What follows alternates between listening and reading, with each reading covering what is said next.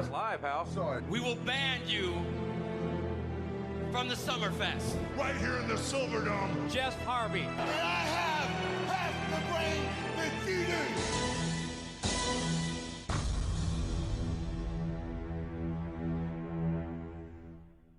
Welcome to Wrestle Hunks Weekly. I'm Brady Price, and as always, I'm joined by the Gerald Briscoe to my Pat Patterson, Nathan Marlett. Hey, going, Kelly? I'm good, mate. How are you? Yeah, good, thank you. I just want to say thank you to everybody that's tuning in. Change it up a little bit. I always leave it to the end, but thanks for downloading and subscribing and whatever you do to get into the podcast. So if you want to get in touch with the podcast, you can do so through all our socials, at Wrestle Hunks Pod on Twitter and Instagram. Nathan's on Twitter and Instagram at Nathan Marlowe. I'm at Evil Brody Price, so make sure you hit us up and subscribe, leave a review. One of those Dave Meltzer 5-star reviews would be nice. Exactly right. Make sure you get back into that. We're going to kick off this week's show by talking about Raw Reunion, which was, probably the major thing, I suppose, coming out of this week so far. And the first note I have here, which is probably the thing that I thought about the most while watching Raw Reunion, was why was Alicia Fox included with the Legends? I can't believe that is your number one thing. I just watching that end bit with Stone Cold and everyone's in the ring and Foxy's just, I just assume she's part of the roster, isn't she? She is, and I don't get it either. It's just she hasn't been on TV for a while after her mishap of drinking. I don't know. Yeah, as far as I knew, she was on the main roster too. Maybe they forgot. I really don't know. Just call her up and be like, "Hey, can you be on Raw Reunion this week?" And she's like, "I was going to be there anyway. I'm employed." But exactly right. The actual happened on the show, it kicked off with John Cena. A pretty big ovation. It's always nice to see Big John come back. Exactly right. He sort of just cut a babyface promo, and then he was followed by the Usos, who came out and they wanted to hear the Doctor. They wanted everyone to hear the Doctor of Thugonomics, and Cena spat a couple lines at him, which was nice. Which led to Rikishi, which almost led to a dance break, but the Revival came out, and obviously Rikishi's huge long-time feud, Devon Dudley, came out, and and this led to a match between the Usos and the Revival, which the Usos won in a non-title match. So it could set up probably another championship match down the line. What do you think of this opening segment with Cena and the tag teams? It was probably one of the best segments of the night. It was up there. They did a really good job with Cena. But yeah, once again, really weird to have Devon as the guy. I get it, yeah, he's a tag guy, but kind of weird if you're not going to have his tag team partner with him. So, in that sense, I don't really get it. But it was fun. And I really thought they missed the boat having Rikishi and the Usos actually dancing after the match. Yeah. But it was alright. Going into this, I just wanted them to use the Legends the right way and have them this. I'm pretty sure I read somewhere that this was the biggest, the highest ratings they've got for the year. So yeah, they've got the most eyes possible on the product. You should be using that to entice people on why they should be watching every week, watching the new guys. So how I judged a lot of these segments was is this making the current wrestlers look good? And if not, then I feel like it was a fail. And I thought this was fine. The Usos and the Revival both looked fine. They had a good match, which you would expect from both of them. Sets up a SummerSlam match. Yeah, so I don't have any problem with this. And they got to interact with Cena, which is always if you're interacting with Cena, that's probably a good sign. So it's true. I have no problems with this one.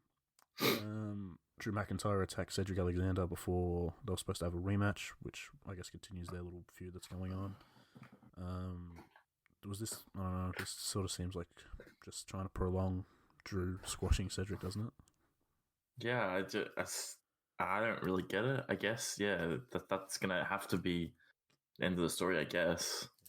Yeah. Which doesn't help Cedric at all because no, God no. So we'll see how that one plays out. Samoa Joe came out and spoke about how he doesn't care about the Raw Reunion and all these old timers coming back and whatnot, and he sort of mentioned Rikishi and the Usos, which then led Roman Reigns to come out and don't talk about my family. So that was interesting. This led to a match between Reigns and Joe, with Reigns getting the win. This is sort of just a bit of filler for the show. Yeah, it wasn't. I don't know. It wasn't like something I was looking forward to, but for a Raw match these days, this was good. That's true. Yeah, it wasn't bad. But next up, Sami Zayn. He was backstage and sort of went on a rant about why these part-timers shouldn't be coming back and why the focus should be on the current wrestlers, which I think is very valid. But he was interrupted by Rey Mysterio, who challenged him to a match. Kurt Angle just matchmaking somehow. He's back to being the general manager for a minute. And Rey ended up defeating Sami once some help came and forced Sami Zayn back into the ring. RVD, Kurt Angle, the Hurricane, and Sergeant Slaughter all came out, which is quite the main event mafia. It was an interesting group to come out. But what do you think of Rey getting the win on Sami and the guys that came out? Terrible. Sami Zayn's a goober. You kind of thought Sami Zayn would be that guy if they did do Legends attacking them. Yeah. I just don't like it. RVD really made an impact. I don't know. Just it was what a weird ragtag kind of group to have. Yeah, RVD came out, and I'm like, that's kind of lit. Like, because first of all, I'm pretty sure he's still with Impact, right? So yeah, he is. Yeah. But I was like, oh, RVD and Rey, that's really cool because they're former champions. I thought it might have just been RVD. I was just like, oh, that's cool because they're friends or whatever. But I think Sergeant Slaughter came out next, and I was like, what the fuck? Yeah, is he that? did. Yeah. That's so random. That's terrible. And then Hurricane, and then Kurt Angle in a suit. Yeah, that was kind of disappointing. Everyone was in their gear except Kurt. Yeah, I agree with you. It didn't do anything for Sami, and he'll keep complaining every week, but he'll probably keep on losing. He made a really good tweet though. What did he say? Did you not see his tweet? I'll get it up in a sec. You can keep continuing. Yeah. Well, the next sort of segment match. Well, Seth Rollins. I didn't have it here, but he was on Miz TV. No, was it Miz TV that he was on? Yeah, it was. Yeah, and then Paul Heyman sort of came out and they had some words for each other to continue their feud, even though Brock Lesnar's not there as per usual. And Seth sort of had an impression of Brock. It was really meme-worthy, but that sort of segment didn't do a whole lot. But it led to a match later on in the night with Seth Rollins defeating AJ Styles via disqualification. The OC, as they're calling themselves now, the club, the original club. They went to beat up on Seth outside the ring, which led to DX, Shawn Michaels, and Triple H coming out, making the save. Then it broke down later on in the match, and this brought out Road Dogg, X-Pac, Kevin Nash, and Scott Hall, which is just makes sense. NWO and DX, they were always teaming together, so why wouldn't they bring them out? Time constraints, brother. Yeah, just had to get everyone on the card, I suppose. What did you think of this for the OC and Seth? The crowd groaned when DX gave Seth the mic. They didn't like it. I didn't really hate the match, but I mean, obviously, you got your Raw matches. It's gonna be something weird's gonna happen. You had Anderson and Gallows get involved a little bit. I just thought it was weird. I don't remember Seth ever doing the cross chops ever. Yeah. Jeez, I don't know. The OC name, it's kind of weird, but I guess it's kind of playing off on the original New Japan guys calling themselves the OGs. Yeah. So I guess that's kind of a cool. But I haven't really seen anyone talk about that. I guess Tamatonga had a good tweet about it. He just had a laugh about it. I don't hate it, but I think the original club needs to have Finn Balor in it too. I don't know. I don't like the club don't look strong out of this. Nope. Being a faction. If they had a beat down DX, that would be cool. Then I think the thinking was though, how many guys was it? What, there's 2 NWO, Triple H, 6, and then Seth 7. So 7 on 3. I think they're thinking is 7 on 3. Of course, they're going to back down from them. Yeah, I think that's their thinking. Yeah, and that's fine. But I don't even think Seth looks good out of this, and I get why they don't have a result because you want AJ. He's the US champ. You don't want him looking weak, and you don't want Seth looking weak going into his match with Brock. So I understand that. I just don't like how Seth. I don't know. Seth is going after Brock. This did nothing for him for me. Did you love the DX group hug that didn't include Seth? Yeah, that was just bit sad. Yeah, wasn't a fan, but I mean, it is what it is. I think Ricochet. I read that Ricochet wasn't able to be on the show for some reason. He was injured. So I feel like this is probably some thrown together stuff, which is obviously not ideal. But I wasn't a fan of this one, unfortunately. Even though it's nice to see X-Pac and the boys. I'll give you Sami Zayn's tweet quick. He said, #Raw Reunion was a joke. If I'm still hanging on to this business years after I'm done, you can punch me in the face. Like most great artists, I'm vastly underappreciated in my own time. And you have me now, and you're blowing it. Too busy missing glory days, and that actually sucked. Sami Zayn. And then it has 18.6k likes. That's amazing. What a tweet. Good tweet. Natalya and Becky Lynch didn't get a massive segment. They sort of brawled on the set of Moment of Bliss to further their storylines. A couple of words and then a bit of a pull apart. Does this really do anything for you? It's just, I don't know. I don't even know how. I liked it. Yeah, I didn't hate it. They clearly didn't have much time again. A very quick Moment of Bliss segment. It went pretty quickly. I don't like Becky Lynch's character. She's very arrogant. It's not. I mean, I guess she said it herself. She's not really a babyface or a heel. It's like she's kind of in between. Like she's just a person. I get that. It's not for me. Natalya did a good job. She seemed like she was nervous in her lines, the way she delivered them. Like almost like she wasn't going off a script. I can't remember what was said exactly, but I did pop for it. And then they had a little brawl, and I didn't hate it. And I mean, if you told me 3 weeks ago we're going to get this, I would have groaned. Now I'm kind of coming around to the idea.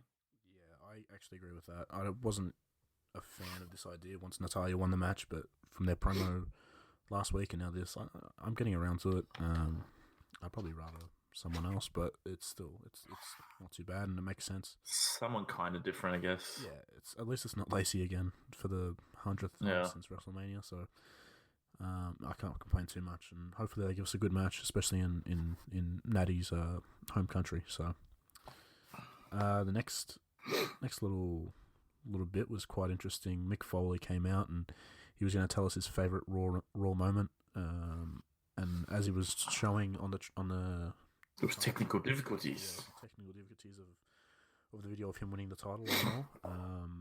And the lights went out, and he was attacked by the Fiend, Bray Wyatt, and Bray used the mandible claw to lay out Mick Foley, which I thought was a nice touch. What did you think of this? Very good, very well done. See, if Mick Foley, only person on the card, you think of the whole card, look at what happened on the show. This is the only thing that got someone over from a past superstar. The opening segment didn't do anything really to help them. And probably the only other thing maybe is Drake Maverick pinning Ted DiBiase in the limo, but we didn't get to see that. Other than that, like, this is the only thing that really got someone over using a past legend. And I think they pulled this off to perfection. And they didn't have to do anything. I mean, Bray Wyatt's already kind of over. Like, we're already kind of scared of him. But this just only added to the drama of the situation. Yeah, you hit the nail on the head. Like, the fact that Mick went out there and put a guy over, I guarantee Mick probably would have went out of his way and just said, like, I want to put would have said to do it, yeah. Because I feel like I've heard him say before, like, the stuff he did with Ambrose a few years back, like, he wants to go, when he goes back, he wants to do something that helps further a story, which I thought this did, you know. Maybe Bray keeps using the mandible claw. I don't really know, but it was such a cool moment to see that, and yeah, I enjoyed that at least one old timer put someone over. That was cool. Exactly. Which is the whole point of this, I think. If having those guys, like, if all these people are tuning in to see Mick Foley and then they see this, then I don't know, they might tune in to watch Bray Wyatt next week. You don't know. Like, if you just give them Mick Foley being happy. They're probably not going to tune in next week because Mick Foley's not going to be there. So exactly. This was really good. What do you think of Mick Foley always wearing every single one of his gimmicks? It was kind of Dude love shirt. He has his Cactus Jack Mick Foley flannel shirt, and then I'm assuming he's got Mr. Socko on him, which is a Mankind thing. I respect it. He's got all gimmicks. He's always prepared. You have to be. So it was good. I've grouped all the 24/7 championship stuff here. It changed 9 times during the show. I started off with Drake Maverick rolling up R-Truth backstage, which then led to the Boogeyman scaring Drake Maverick as he was trying to run away. He tripped and got pinned by Pat Patterson. Gerald Briscoe won the title off Pat Patterson off screen. We didn't see it, but because they don't know how to take bumps. Yeah, which is fair enough. I still found it funny though that they both have had a title reign. Apparently, they had wrote up a whole thing of like these old legends taking bumps. Yeah. Did you see that report? Oh, I saw something that they couldn't take bumps or something like that. Like they wrote the whole show around like all these old legends taking bumps, and none of them could take bumps because they're so old. Yeah. Like you saw how old Gerald Briscoe looked. Like, what did you think he was gonna do? Yeah, he was just struggling to walk. Fucking running power slam from Braun Strowman off the stage. fucking hell. Well, Gerald Briscoe lost the title to Kelly, who kneed him in the groin. Then Kelly was celebrating. She went over to some former women's superstars, and Candice Michelle ended up pinning Kelly with Melina as a special referee for some reason. Melina's a referee now. This led to Alundra Blaze choking out Candice. She won the title via submission, and then Alundra brought the title out to the commentary desk with a trash can. She was about to go WCW Nitro on the belt, but then Ted DiBiase came out. He bought the title from Alundra Blaze, and then, like you said, Drake Maverick won the title from Ted DiBiase in the back of a limo. And then as Drake was trying to escape the arena with his wife, R-Truth won the title back with a roll-up. R-Truth jumps into Drake Maverick's limo with his wife and leaves. So what did you think of all the shenanigans that were going on throughout the show? Half of it was shit, but half of it was really good, and I'll tell you why. The Pat Patterson Gerald Briscoe stuff was good because I thought this was going to happen because just a callback to the old Hard Good title when they faced each other, and then they had the evening gown match. I thought that was good. Kelly winning the title, becoming the first ever women's winner of the 24/7 title was great. Candice Michelle pinning, yeah, it's fine, it's cool. Kelly, but they misuse Melina here so much. I'd say she had like the most social media pull with her appearance here. It was a big deal, and they used her as a special referee. I didn't like that at all. Like, I don't know if you saw it, but she was literally like, fans were clamoring to see her on Raw. It's been so many years, and as she said to Kelly, she got her license. What for, you're asking? Yeah. She got a referee license. Okay. That's cool. Alundra Blaze choked out Candice really awkwardly. Yeah. It was a really awkward segment, that part. And stupidly, Alundra Blaze goes to throw it in the trash. And for some reason, Ted DiBiase buys it when she was just going to throw the belt away. Could have got it for free. I didn't get that. It kind of made him look stupid. Like, I kind of thought Ted DiBiase would do this, buy the title, but it made him look stupid by buying the title that was going to be thrown away. At least to buy the trash can. Yeah. Like, I think I'm just nitpicking that a bit too much because in the end, we got a great scramble, Drake Maverick defeating Ted DiBiase and R-Truth getting it back. And then, now I guess Maverick and Carmella are together, and Renee and R-Truth are fucking now. I'm actually interested. I want to see if like maybe R-Truth and Renee, they don't know where they are, so maybe Carmella and Drake Maverick have to try and find them together. I don't know. There's just maybe they'll constipate the marriage. It's just yeah. I mean, at the end of the day, it comes back to the 4 people that it's sort of been revolved around anyway. So, which is fun. And they're doing such great work. I know this probably isn't as good as like the hotel stuff or anything like that, but it is, for a Raw reunion, you sort of we thought that this would happen, having all these different legends. Yeah, and when you think about it though, it was like for those 4 characters, it's like their story, it worked. just the filler in between wasn't amazing. Yeah, That's cool. And they have so many people on this show, like legends coming back. Like, this is a good way to put them on TV. So yeah, at least they got some airtime. Yeah, I don't know. It should be interesting going forward again. It's probably some of the best TV we get on Raw and SmackDown. It's true. And the final thing we have here from Raw reunion is Ric Flair, Hulk Hogan, Stone Cold, and the rest of the legends. They came out and Stone Cold closed out the show giving a toast to Raw. What did you think of this? It was alright. I thought Stone Cold's program was really good. I heard on Mark Henry's podcast that Ric Flair and Stone Cold were absolutely fucking blind drunk the night before. Like really, really, really badly drunk. So I thought that was pretty cool. They didn't lie about that. Because that's definitely anything they would do. Stone Cold's program was really good. He didn't refer to us as the WWE Universe. We're the WWE family now. So I don't know if that's a thing, but if anything, these segments, it just made me think at the end of the show that we're really heading towards not being PG. It does not feel PG at all. Just the language and terminology they're using, it just seems like we're heading out of that age, and I'm happy for that. But the wrestling on Raw is not great, but at least it's going to be edgy, I guess. Yeah, I think the Stone Cold stuff was good. Sort of felt like he just came out and spoke. Yeah, spoke from the heart. Yeah, and I think Hogan's. I don't really care for listening to Hogan talk. No offense to him, but I just not for me. And I think it's kind of a good idea that they didn't let Flair speak, because you never giving Flair a live mic, you just don't know what's going to happen. So, yeah, that's true. That was fine, but again, Hulk Hogan, Stone Cold, Ric Flair. Like, I don't really know if I don't think Flair could take it at the moment, and I don't know if Austin would, but. There's ways, like we saw, Mick Foley didn't really take a bump, but he put someone over. I think there's ways to use them better, but yeah, I mean, it's just fine.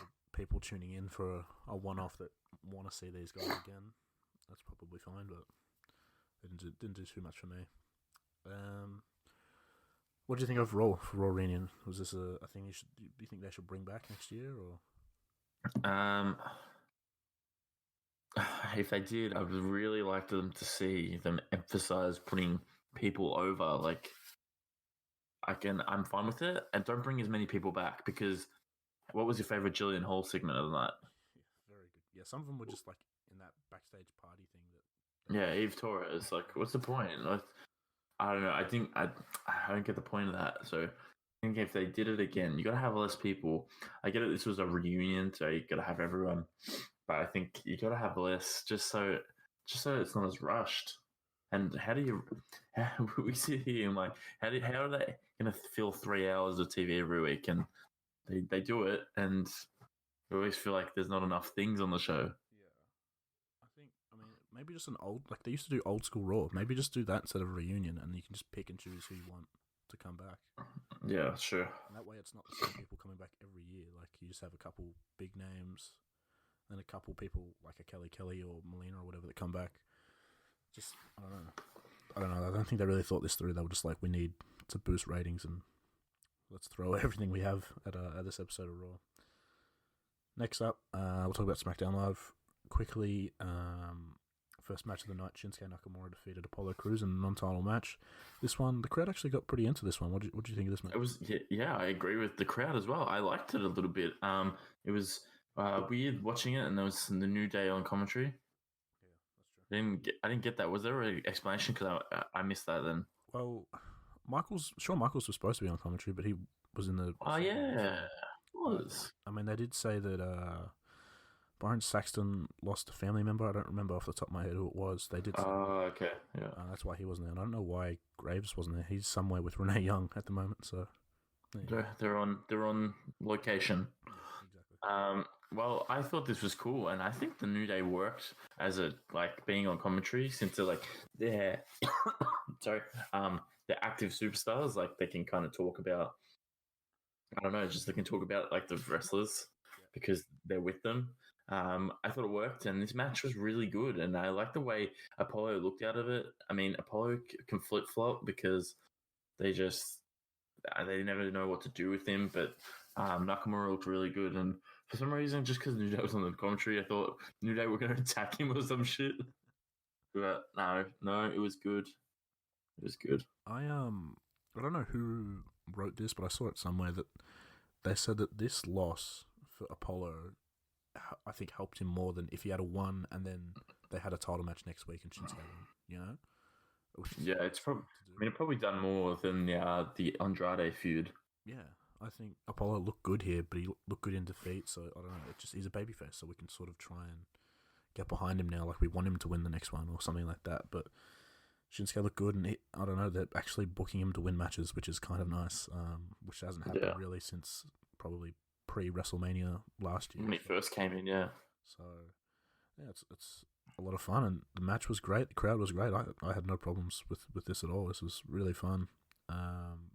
Next up was Miz TV with Shawn Michaels. Dolph Ziggler interrupted and came out and started cutting a promo and whatnot. Should have been me and all those sort of things. This led to Ziggler. He went to hit Michaels and hit the Miz, I think, and then Shawn hit Ziggler. And then when Shawn went over to check on Miz, he turned around and into a super kick from Ziggler. So, what did you think of this? Well, I wasn't watching this illegally on Twitch. And the people immediately, this segment, everyone was right. Why though? Yeah. Why is this segment happening? Like Miz TV with Shawn Michaels, and then everyone just like typing Ziggler. Of course, Ziggler comes out, super kicks, and I didn't care. People I was watching it with did not care. It was just an ill-advised segment. Just it happened, and I don't really want a Ziggler Miz feud. I don't know. What this did for me, I thought, like, I actually enjoyed, like, a bit of back and forth between Shawn and Ziggler, but this didn't do anything for me for Ziggler versus Miz. If anything, it did. I want to see Ziggler versus Shawn, to be honest. Like, yeah, exactly. That's what it's helping with. Yeah, I don't know. I don't think anyone, like, there's the feud that Ziggler and Miz had for the IC title back in, 16, maybe 7. Mm-hmm. Yeah, about that. For the IC title, that was great, and it's probably the final feud they should have had because it was perfect. This one, I don't know. It just sort of feels like we're just trying to get them both onto SummerSlam, and we know they can have good matches, so put them together. I don't really care for it, and yeah, I don't know. Maybe Shawn should come out of retirement for a match with Ziggler and see who the real Shawn Michaels is. But exactly. Next up, Ember Moon defeated Charlotte Flair with a distraction from Bayley, which was pretty quick that Ember won this one, and then she hit the Eclipse on both Flair and Bayley, standing tall as we. I think it got announced during the week, so Ember Moon and Bayley will have their title match at SummerSlam. So, what do you think of this furthering this storyline? It's pretty cool. It's kind of weird with the match between Ember and Charlotte, but whatever. It is what it is. Move that to the side. I thought it was cool, Ember chucking Bayley in the ring and getting Flair onto her. Originally, I'm thinking, oh shit, we're going to get a triple threat. But turns out we're not getting that. We're getting a singles match, women's match. Yeah, that's pretty nice. I was very surprised when I saw Charlotte's promo later, and this actually seems like she's not going to get put into the title match, which is kind of nice. But her opponent's already been revealed for SummerSlam. Did you know this? No, we'll just do it after the promo. Yeah. But this segment was fine. It was good. Ember looks good, and fucking hell, just thinking every time she's doing the Eclipse, I'm like, your ass, sweetie, your ass. It's gonna hurt one day. Yeah, especially after the second one, I'm like, oh, she's doing 2 in one night. Like, it's not for me. You could have just hit like a move on the ground to Bayley and just stood. I don't know. Because she did the first one, and I'm like, for some reason I just thought about it because I knew she was gonna do the second one. I'm like, does she like land on her feet first and then her ass? Like, so it takes a bit of the impact. Watch the second one. No, ass first. I was like, I couldn't do that. Yeah, not ideal. After this, Randy Orton and Kofi Kingston had a little exchange of words. Kofi challenged Orton to a match at SummerSlam for the WWE title. Orton accepted, obviously. He'd be kind of stupid not to. And then after this, Kofi had a match with Joe, which Orton interfered, causing a DQ. Orton hit Joe with an RKO, and then when Orton turned around, Kofi hit him with Trouble in Paradise. What do you think of, like, obviously the match wasn't much. It's sort of short. But what do you think of the promo between Orton and Kofi? It's just me. Randy didn't put any effort in. I don't know. Just didn't seem like it had no aggression in his promo. Like, I thought when he was gonna, there was parts where I thought he would normally like raise his voice. He just was very monotone and didn't really change it at all. I thought he had a good line. I don't really remember what it was, but it was sort of saying like he doesn't have to shake his ass or throw pancakes or have a Jamaican accent to be a star. He just has to be Randy Orton. Yeah, that was good. Which I thought was a cool line. And I think Orton sometimes has really cool lines. We saw it with like the AJ feud. Like, he just has these one-liners that are kind of good, but the rest... I don't like this line they're trying to force, though. The 3 most dangerous letters in the world. Yeah. I think they're really trying to get that over. They were like, fuck, Orton's been wrestling for 15 years and he doesn't have a catchphrase. We need to think of something real quick. Just make something up with your RKO. Yeah. But I like that they throw it back to 09 and they're sort of like, showing that there's backstory to this feud and it's not just this random match that they're throwing together. So I guess that's a positive going into this, and hopefully it's a good match. Yeah. Next segment was Finn Balor came out and was interviewed, I think, by Charlie Caruso, if I'm not mistaken. I can't really remember, but he challenged the Fiend, Bray Wyatt, to a match at SummerSlam. And then a special Firefly Funhouse aired, and just regular happy Bray told Finn that the Fiend had accepted, and this was kind of fun. What did you think of this segment? Best segment of the week. This was better than the Mick Foley stuff because Finn really sold that he was scared of the Fiend. Yeah. You could tell he was like shaking, like Finn Balor's already white, but he looked extra white. He was so pale, like that. He was scared shitless. I really liked that they did the it was normal Bray. And it was good that they did that, and I thought that was just funny. It's like nothing ever happened. Yeah. It's like, oh, you ran into a bit of trouble with the Fiend, but it's okay. We can have a match. I thought it was good. It was just a really, really strong segment, and then when the Fiend stuff plays, I'm just scared of it every fucking time. I think this is a great way to do it, like, because they don't need the Fiend to talk now. Like, it doesn't have to. Yeah, Bray can just talk as his character from Firefly Funhouse, and like he can he's putting over Finn, like I was saying, how he's extraordinary and stuff like that. Yeah. But then, like, I don't know, it's perfect. I love it. I think we had high hopes for this Bray Wyatt stuff coming in, and I don't know. So far it's delivered every step of the way. They haven't made a misstep, which is brilliant. So I'm excited for the match, and I'm excited to see the Fiend debut, like entrance wise and things like that. I don't know what they're gonna do, but I think it's gonna be a lot of fun. What we were alluding to before was that Charlotte Flair had a backstage interview. She questioned why that they would leave the Queen off SummerSlam, and she demanded a SummerSlam match. She also said that her opponent will be better than Ember Moon, and she'll prove why she's the greatest female superstar of any era. So this leads us to the news that you were talking to, Nat. Well, Charlotte Flair is going to be taking on Trish Stratus. So that's good, right? Thoughts? I mean, it's weird at first glance. I obviously I haven't seen anything on TV yet, but I'm assuming she's going to do a promo and say she's the best, and then Trish is going to come out. This is definitely a dream match. Yeah. I don't know. I think Charlotte's going to get a really good match out of Trish. I think it's a good direction to go since they don't have to put a title on Charlotte anymore. Yeah. I think Charlotte's got to the point where she's more over than the title. Yeah. She's at a Roman Reigns kind of status. Yeah, it's like a big deal if you're in a feud with Charlotte. Yeah, like she's the title now. Yeah. So it's good. Bit hard to say what I think about it because since nothing's ever actually happened yet. It's just been it was rumored and then it's been confirmed backstage at WWE that this is the direction they're going. Yeah, and it's when she cut the promo, I wasn't sure. Like in my head, like she's like, I'm gonna find an opponent. I kind of thought Sasha because I was like, oh, this is where Sasha comes back. It might be like yeah, that's what a lot of people are saying.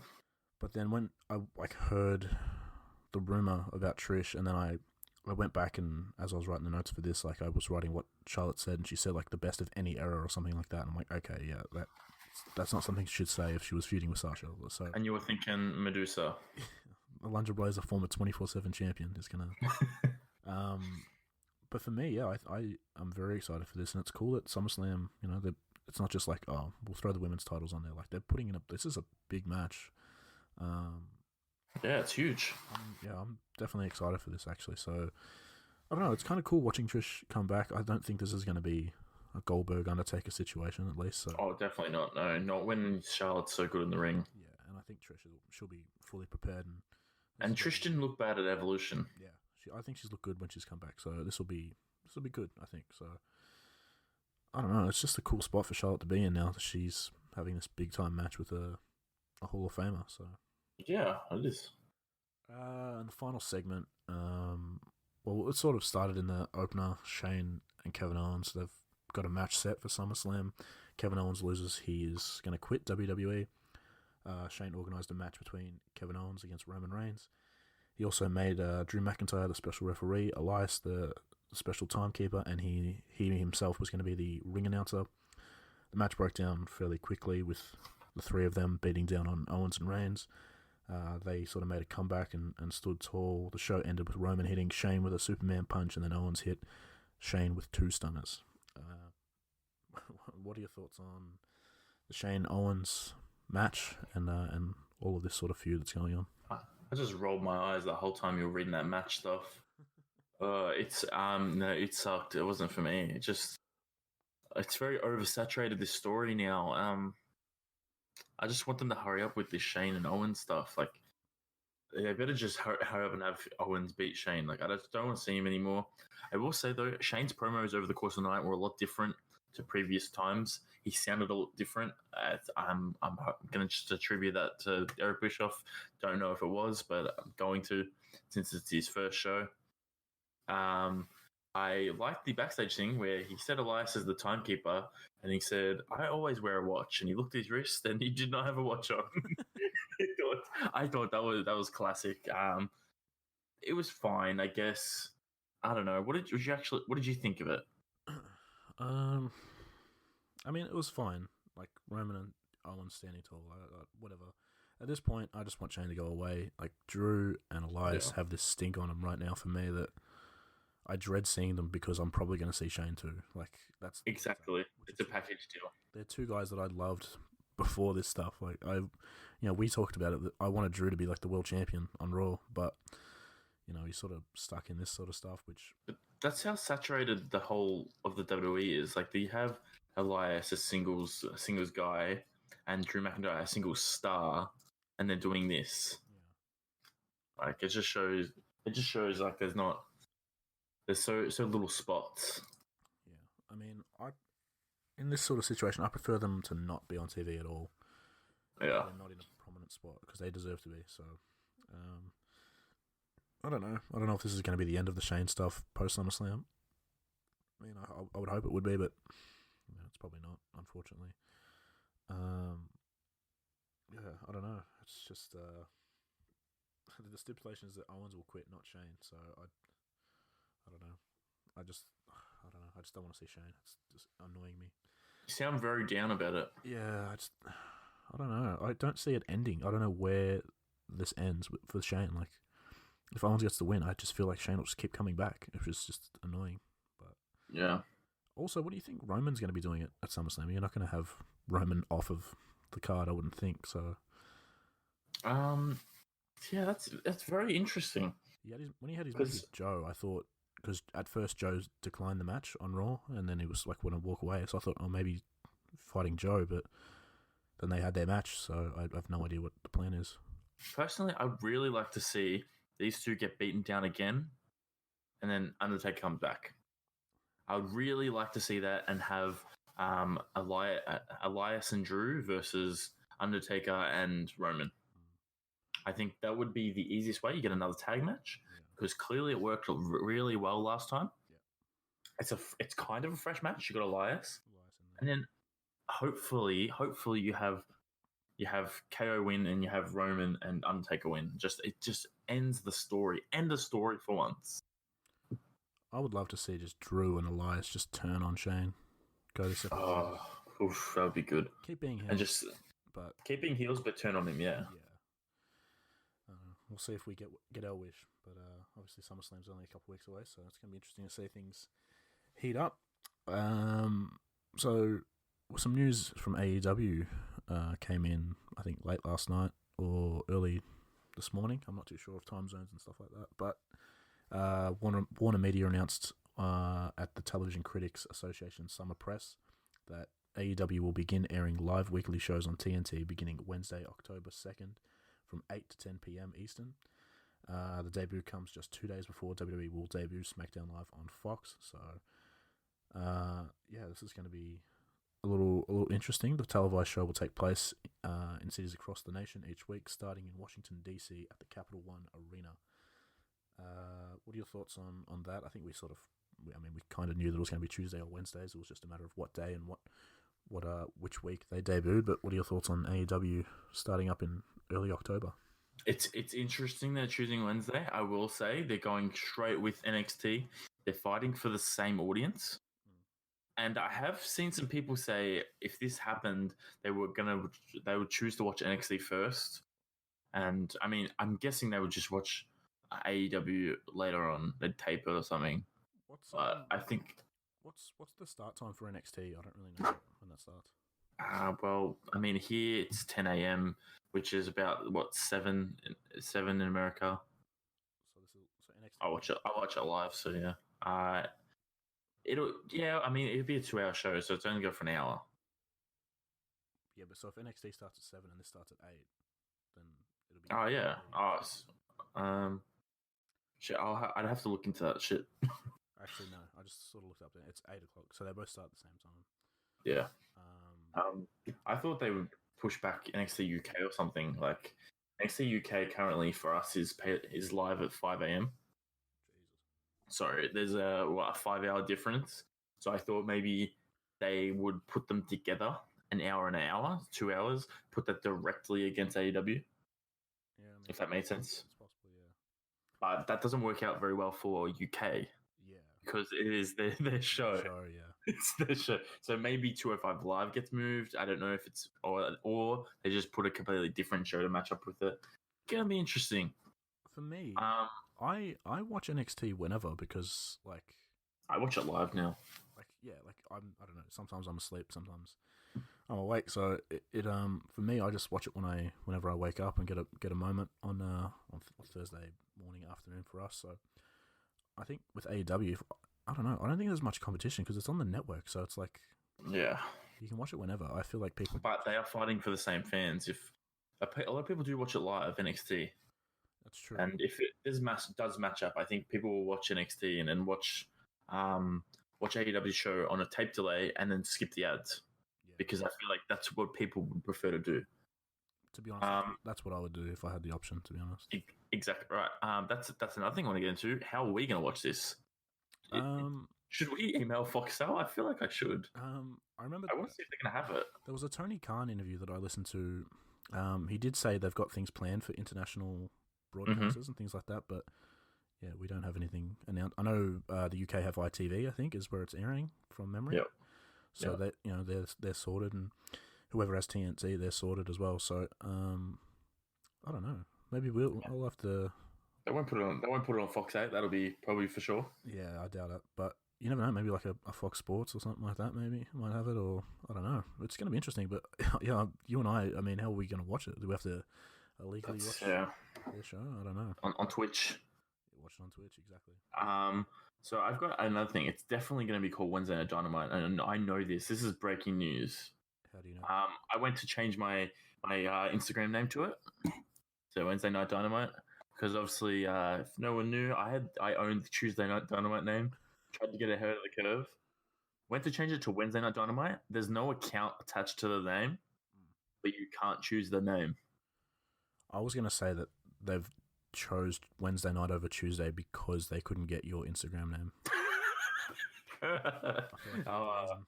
I just wanted them to pay me or give me tickets or something. So I went to change my name to Wednesday Night Dynamite on its own. I couldn't get it; just wouldn't let me. And I was like, "Oh, there's no account," and it just clicked. They probably just asked Instagram to reserve the name for them. Yeah. Like it's probably just as simple as that. So currently, I have Wednesday Night Dynamite with the I in Dynamite with 2 eyes, so it looks like it. But oh well, we're not getting free tickets to shows. Yeah, damn it. That's sad. Our plans always fall through. That's unfortunate. But it's cool that they announced it now. So interesting to see what WWE wants to counter program because you can't counter program this.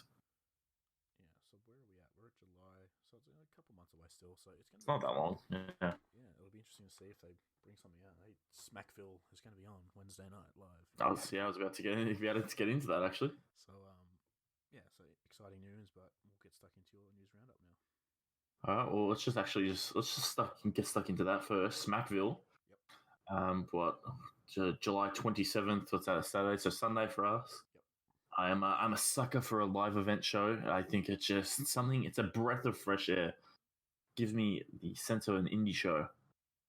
And that's taking place at the Bridgestone Arena in Nashville, Tennessee. And obviously, because it's Nashville, that's why it's called Smackville with a guitar. Yeah, of course. So we've got 3 matches announced for this. We've got a triple threat match for the SmackDown Women's Championship, which will feature Charlotte Flair, Alexa Bliss versus the champion Bayley. We have a singles match for the IC title, Finn Balor and Nakamura.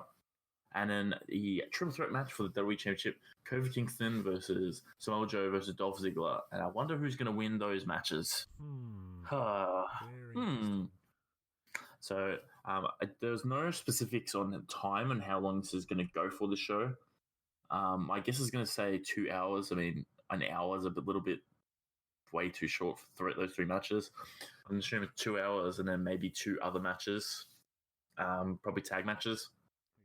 But it's always a breath of fresh air when we get a show like this. So looking forward to it. It's going to be interesting. I don't know. I'm kind of looking forward to Nakamura and Balor. I think if the crowd's hot and they'll have time because it's a network special, I hope that they get as much time as they want. So I think that one's going to be a lot of fun. All right. So first up on other news, we have Dominik Dijakovic has made his return at an house. So it's good for the big man. What did he have? Was he injured with something? I can't really remember. Yeah, he had a big injury, but I forgot exactly what it was. But I think it was a knee. It's good to have him back because he was sort of starting to pick up steam when he left. Yeah, he was having a nice feud with Keith Lee, and then he's gone. Yeah. So a documentary with Big Show on the Big Show will be airing after Smackville, and the updated WWE Network schedule lists that Rebuilding Big Show will air at 10 p.m. Eastern Time, July 27th. This is the description for the documentary. Join the Big Show as he reflects on his 25-year career in sports entertainment while he recovers from serious surgery and rehabilitation. Big Show was most recently on WTV during his brief partnership with Cesaro and Sheamus, and I guess we all forgot about that. Yeah. And Rebuilding Big Show is an hour-long show. That'll be good, I think. Yeah, I guess. I mean, I didn't really want to think about Cesaro-Sheamus partnership, if I'm honest. That does remind me, Sheamus got a haircut. Doesn't have a mohawk anymore. Oh, wow. He's changing up his look. And he was wearing a referee shirt when they did it. It was weird. It was a really, really weird video. Next up, we have the Ring of Honor Tag Team titles have changed hands at Saturday night's Manhattan Mayhem main event at the Hammerstein Ballroom. The Briscoes won the titles by defeating the Gorillas of Destiny in a New York City street fight in the main event. And the finish was the Briscoes hitting a Doomsday device through a table, which was pretty sick. It looked like they were going to be dead. And this is the Briscoes' 11th title reign with the Ring of Honor tag titles. So very old veteran boys now. Yeah, I kind of figured at some point that they would lose the titles because, they're working for New Japan. But yeah, and I'll get into it after, actually. There's some news about the NWA partnership with Ring of Honor 2. It's kind of ruined a lot of things. We'll get into that after. But we've got some match announced for All Out. And Darby Allin versus Joey Janela versus Jimmy Havoc at All Out. And I actually watched the Road to All Out for once. I never watched these Road 2 shows, but I was kind of bored. So, yeah, it happened. what do you think? I don't know. fine. The way they shoot it's pretty cool, I guess. It's well shot, well put together. It's a lot better than Being the Elite was this week. That's probably why it kind of left me hanging for more AEW. It didn't really give me anything. Wanted some MJF in your life, didn't you? Yeah. I think the Tully Blanchard thing's pretty cool. Yeah. Just it calls back to an old story. Yeah. And once again, they shot it pretty cool. The Darby Allin stuff as well. Yeah. The cameras are in like fucking ultra HD. Next up, we got some ratings news on the Raw reunion show.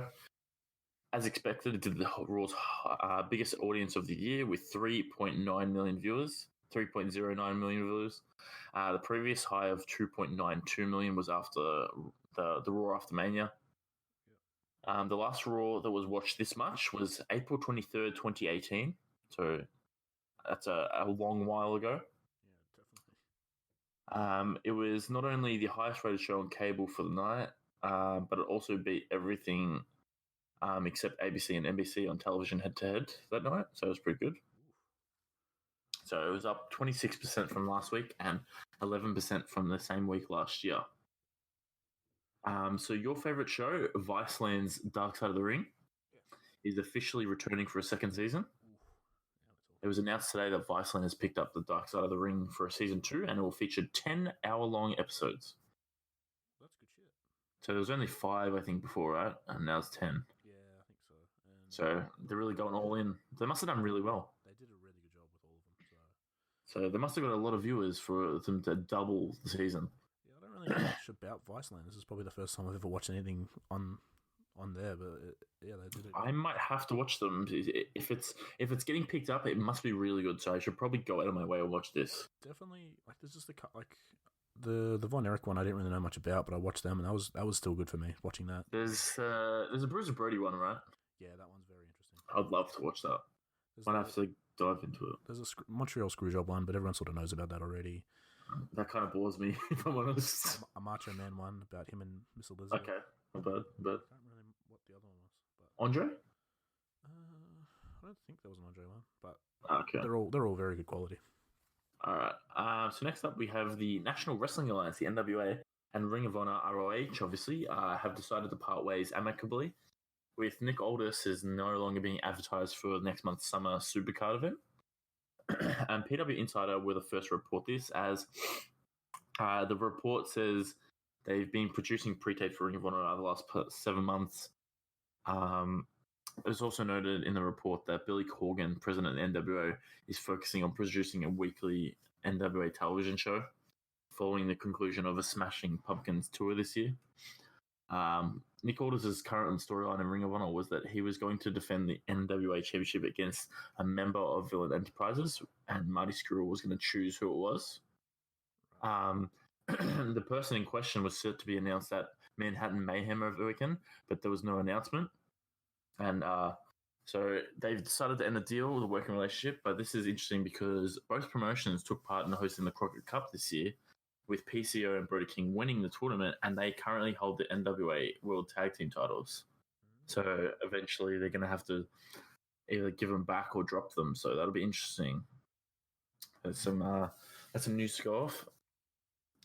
Another thing, you quickly sent me this in the morning. Sorry. An updated version of the WWE Network will be debuting this week. And WWE sent out an email to subscribers today announcing the news. We're pleased to inform you that the WWE Network is being updated this week with a new design, a simpler navigation, and smarter search tools. Thank fuck for that. We need smarter search tools. If I'm searching for someone, like I'm searching for bloody Eve Torres matches, don't you show me your Hornswoggle versus Dolph Ziggler. And so WWE uploaded a video featuring the new design and hyped that the updated version of the network will include signature superstar pages and new streaming features. The superstar pages are so needed. I need to just click on a superstar, has all their matches chronologically. It's not that hard to have it like that. They need an update badly. It's 5 years old now on the network. 2014. Am I right? Yeah, 14. Yep. So it's 5 years. It was probably outdated at 2015. Let's be real. The network just doesn't work that well all the time. I'm glad that they did this. It's noted that the update will occur at different times with different devices during the week.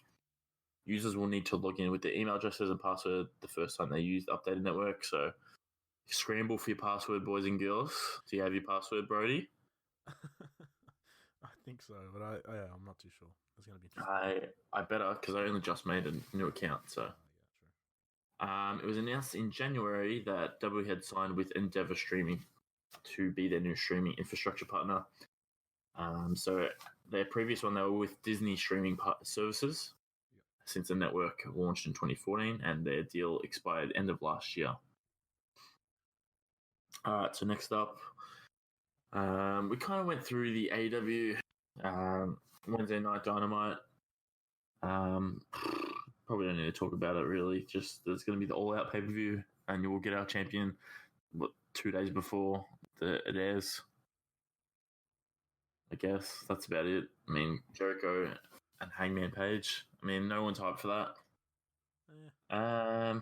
Are you hyped for it all? What, All Out or the show? No, just Hangman and Jericho. No, to be honest, not yet. I thought I'm hyped for All Out. Yeah, the show will be great. The promo I sent you, which I've forgotten, was that on the Road 2 show as well, last week's one? Yeah, it was Road 2, yeah. Hangman Page's promo was brilliant. I suggest anyone go back and watch that. It was very good. But it was good. And it helped a little bit, but I just don't think the match will be overly great. I think there's going to be a lot better matches on the card, which I'm looking forward to. Yeah. Well, just going back to the Trish Stratus thing, Ryan Satin reported that Stratus was in talks for the show, and John Pollock reported on Wednesday that it was confirmed. So that's another bit there. Yeah. The next thing I want to talk about, a great thing that happened on 205 Live this week. An unsanctioned match is set for next week's 205 Live. On last week's episode, we saw Drake Maverick and Mike Kanellis fighting each other. And if Kanellis wins, he'll get a shot at the Cruiserweight Championship. Obviously, Drew Gulak currently holds the title, and he had a match with Isaiah Swerve Scott. So Maverick versus Kanellis was set up through the angle last week, where Maverick attacked Kanellis after he insulted Renee, his wife. So that's cool. That's good, yeah. So Impact, next up, Impact announced that they have renewed their partnership with Impact Wrestling. Has announced today that it's renewed and expanded its scope of agreement with Twitch, the world's largest streaming video platform, which includes a weekly premiere of the 2-hour flagship show Impact. The renewal will include the production of more exclusive content for Twitch, including original weekly programming, pre- and post-shows, live monthly specials, and weekly airings of Explosion. To support Twitch's development of its co-streaming features, Impact Wrestling will facilitate co-streaming of the weekly flagship show and will be announcing details of a contest featuring co-streamers in the future. Pick me. I was going to say, are you suggesting yourself? Pick me. So really, if that just sounded like a bunch of words because you don't give a fuck about Impact, basically they're just going to put more effort into programming the weekly show onto Twitch. Currently, they play Explosion live, which is like their main event almost, and then they play on Friday. They play their main show, and then that's it. There's no replays. Occasionally, they'll put up the past broadcast. Very rarely. But now they're going to have replays of the show. Usually it's just classic content the whole time. Now it's going to be a bit of a mix, which is a really good change. And I'm really happy because I've really wanted to get into Impact. So next up, we have Impact tweeting after RVD's appearance at the Raw reunion. And they said, at the real Rob Van Dam, he makes his opponents feel the impact each and every Friday night. I thought that was funny. So next up, Triple H show at the Madison Square Garden on September 15th, and their event at the Forum October 13th will be live and available on Fight TV. So I might buy that one, the Madison Square Garden one. That'll be pretty interesting to see Triple H at the Garden. That's huge. That's definitely huge. And we've got a last bit of thing here. We got Harry Smith, David Boy Smith Jr. He did an interview exit from New Japan. There's been a lot of speculation why he was released and why why Lance Archer's doing so well. And his reason for leaving was he was only getting booked 4 tours a year. Think about how many tours they do. He's getting booked 4 times a year. They told him he was booked on tour when Lance Archer was injured, which was kind of strange. And then they told him the day of when he was supposed to fly that he wasn't booked. He asked Lance Archer, how does he talk to... I just got a call. I think Jado? That's the one, right? I think so. Gato. Sorry, Gato. Jado is the one he's good friends with. Gato, he hates. He asked Lance how he talks to Gato, and he said on Facebook is how they talk on Facebook Messenger. Yep. So he did that, and he got no reply from him. He was then randomly booked on a tour by himself for 10 days, and then he confronted Gato, where Gato went on to say that he didn't understand his English and didn't know what Facebook was.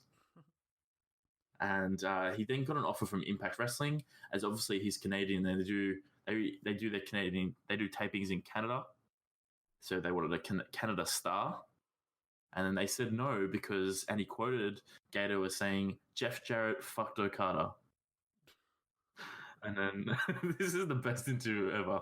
And then Gato then told the new president of New Japan that Harry Smith quit and went to Impact, when Harry Smith said, "No, I won't go to Impact."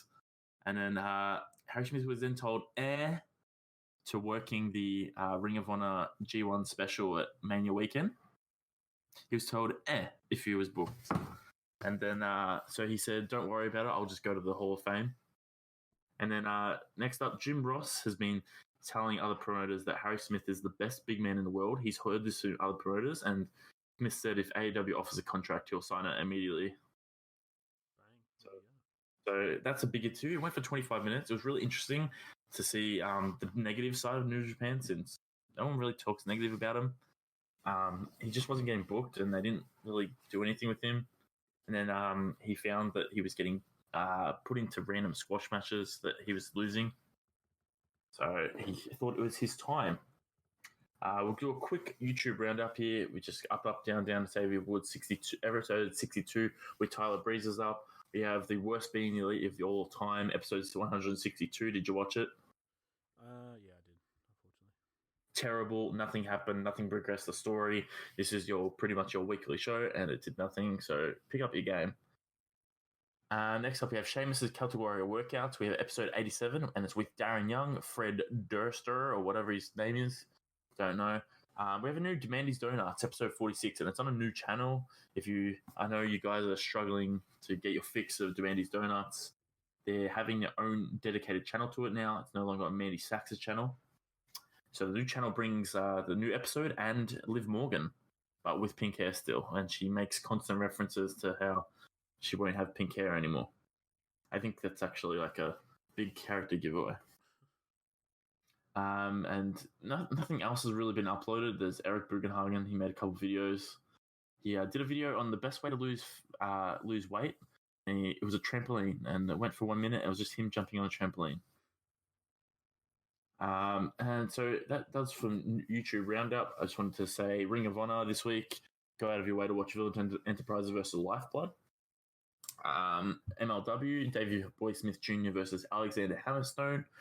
205 Live, you want to watch Drew Gulak and Isaiah Swerve Scott. NXT, I'd say the best match was Damian Priest and Keith Lee. What would you say? I'm still in the process of watching it. But Okay, I reckon that's the best match. The other match is a bit short. NXT UK, Noam Dar and Kenny Williams had a good match. And then the main event, Walter and Trent Seven, was really good too. I'm not fully caught up on New Japan. I didn't watch last night. Didn't have time. But the other days, you got to go out of your way for Ibushi and Ospreay, Evil and Sonata, Goto versus Naito, Ishii versus Moxley was good, Ibushi and Sonata, Kenta versus Evil, and lastly, really good match, Ospreay versus Okada. And that does me. Are you caught up on New Japan? not even close. Yeah, But so I'm enjoying your tweets, so it's nice to see. I can sort of just get a gauge from what you say, so it's good. Thank you. I'm just trying to get through it all. Like, it's just a lot of wrestling to get through. Well, at Nath Marlowe if anyone wants to see those tweets that I was talking about. Thank you. Well, I guess that brings us into this week's top 5.